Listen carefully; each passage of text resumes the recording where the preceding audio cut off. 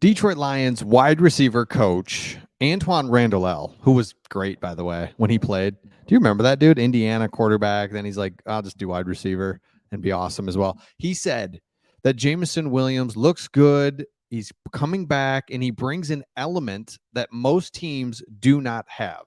We know what that is. It's speed, it's a vertical threat. And it's a big, big deal because, and I'll get to what Jameson Williams then had to say here after a couple days of practice. But it's a big deal because I mean you're talking Tyreek Hill. There's like 2 or 3 guys that you are legitimately like, look, we got to make these guys earn it. We can't just let Jameson go up over the top. So you've got guys back, and this is a big deal because we have legit underneath receivers in St. Brown and Laporta. That's what makes this so cool. Is we've been effective. We're ranked 8th in overall offense, without a deep threat. Any sort of deep threat. Marvin Jones, forget it. And then Reynolds, that's just not his game. He's been a good receiver for us. But let's get to what Jameson said. And by the way, let me know in the comments, just like we should play him, right? Like, should we play him? Should we take it easy? What do you think we should do with him? I'll get to that in a second as well. Like, play this guy. Look, he says the whole time I was staying in shape, I was catching, I was doing those things where when I get back, I'll be ready. And he said, I guess that happened. I'm ready for it now. I just have to tune up some small things and I'll be ready to go. So we have to trust that Jameson's ready and that he stayed ready. And look, he's not going to be like in game shape because he hasn't played a game. So don't expect him to be in game shape. He has to get there. So he has a hamstring injury that he said is good to go. That happened in mid-August. Remember, held him out a couple preseason games, fine. But the dude is only 22 years old, and he brings a threat. We had time at camp. We had some time today. After practice, we did stuff. Whatever he thinks is good, we need. So I don't think it'll take a lot of time. It will be good work when we get going, as he was talking about working with Jared Goff. Here's the thing with Jameson Williams. You've got the absolute threat of vertical. This opens up underneath with a premier, probably the best slot receiver in Amon-Ra St. Brown. And then how about, I mean, seriously, Laporta looks better than Hockenson already. Already in 4 games. Hockenson was a tweener. He wasn't a wide receiver, and he's not a tight end. He's just like in betweener. So yeah, it looks cool when he like motions out into the, into like the slot, and he's off the line, and he's like, oh, look at that tight end. He's out. It's like, no, the dude is like this. I never liked Hockenson, and he's always getting like crushed too. Have you ever noticed that? He just takes the hardest hits. I don't know why. I don't know if he's not, because again, he's not like strong enough to really brace big hits, and he's not quick enough to avoid them. Anyway, Hockenson is gone, and that's the difference, right? That's the difference between the Brad Holmes pick and previous picks. All right.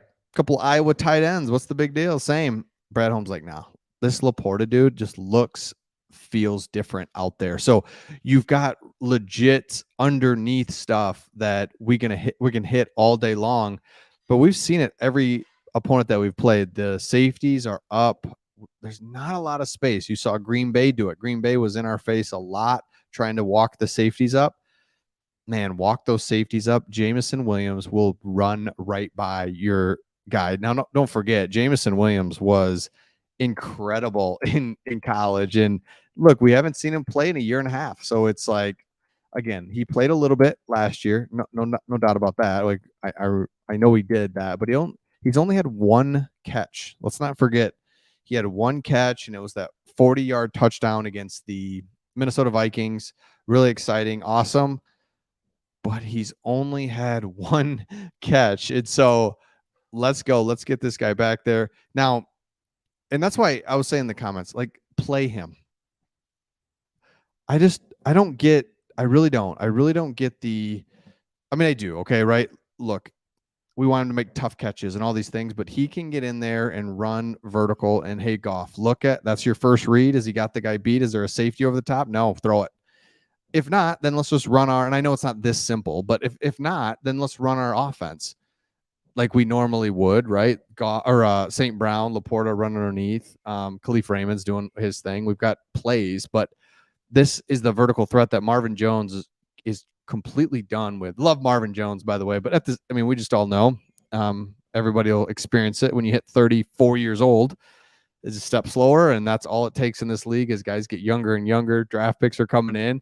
You really see it with Marvin Jones. So Jameson Williams ready to be unleashed. I mean, seriously, what is there to wait for? He's been sitting around since August because he had that injury. So August, September, we're now into October. It's been 6 weeks that he's just kind of been healing, resting. Hopefully he's been taking care of his body and he's ready. But this dude is a legit player. I mean, Tyreek Hill type of a guy that is, man, you add him to a team that's already good. We're good. And by the way, I was thinking about this. You take the 90s, the 2000s, and on. So in the 90s, it was Barry Sanders. For me especially, that's all I ever knew. Or, as I'm watching, I grew up, first thing I lay my eyes on is Lions football, Barry Sanders, all's good, love it. Then you get into the year 2000. So from the year 2000 to 2020, there's 20 years there. You had the Matt Millen era for 10 years. And then you had that Stafford era of 10 years where it's like the Stafford era of deception, where are we good? Are we not good? What are we? Remember, every loss just was devastating because Stafford was a phenom. I mean, he was an unbelievable player and could keep us in games, keep us close enough to that when we lost, it was devastating. And then when we won, it was a comeback. Fourth quarter, Stafford does it again. Fourth quarter, comeback. But we never just won a game. Where in the last 13 games with the Lions here in the Dan Campbell era, we win football. We win going away. We win kneeling the ball. Like there's no dramatic. We're so used to that dramatic. What's going to happen? And so to add Jameson Williams to a hardened team that's already able to play so well, balanced, physical, innovative, skill, fast. It's like, what is going on? I don't even know what I'm looking at. So this just feels very much like we have something here for the long run. And we all know that we do. I mean, that's why we're so excited. It's not that we're playing well. It's that, man, Dan Campbell is perfect. Brad Holmes is perfect. Chris Spielman. We've got the quarterback. We've got skill position. Both defense and offensive lines are playing well. So again, let me know your thoughts in the comments. Like, we're going to see Jameson Williams a lot, right? Like a lot. Like, play him. And the biggest reason why is because just put him right in there what you thought Marvin Jones would be doing and use Jameson. Send him deep. Post patterns and goes. And if it's there, throw it. And if it's not, run the offense underneath. So let me know your thoughts in the comments, and we'll see all of you on the next one.